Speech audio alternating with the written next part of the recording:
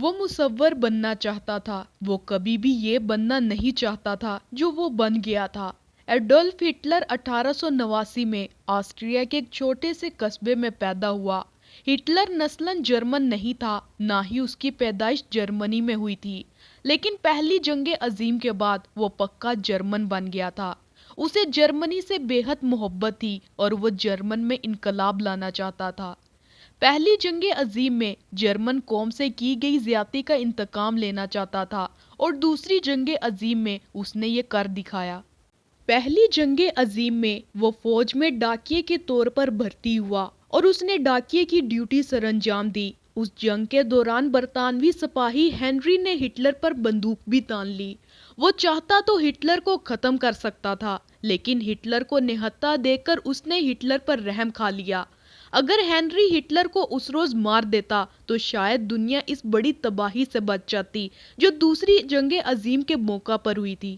اس نے اپنی سیاسی زندگی کا آغاز ایک چھوٹی سی سیاسی جماعت سے کیا جس کا نام دی جرمن پارٹی تھا۔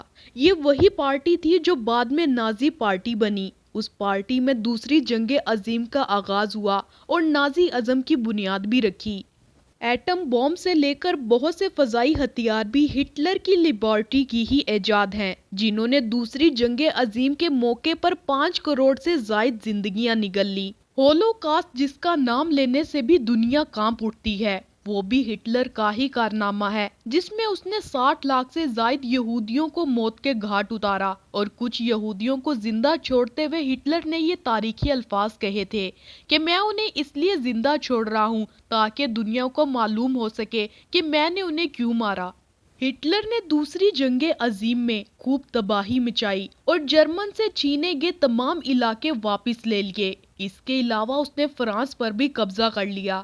اب اس کا نشانہ روس تھا اور ہٹلر کو اس بات کا 100% یقین تھا کہ وہ پوری دنیا پر قابض ہو جائے گا اور پوری دنیا پر جرمن قوم کی حکومت ہوگی۔ مگر روسی فوج نے اس پر چڑھائی کر دی اور دوسری جنگ عظیم کی فتح آہستہ آہستہ شکست میں تبدیل ہو گئی، جس نے ہٹلر کو شدید صدمہ پہنچایا اور وہ اپنی زندگی کے آخری ایام برلن کے ایک بنکر میں گزارنے پر مجبور ہو گیا۔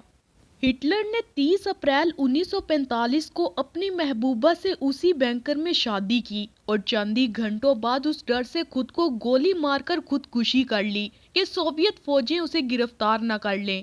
ساتھ ہی اس کی بیوی نے زہر کا کیپسول کھا کر خودکشی کی۔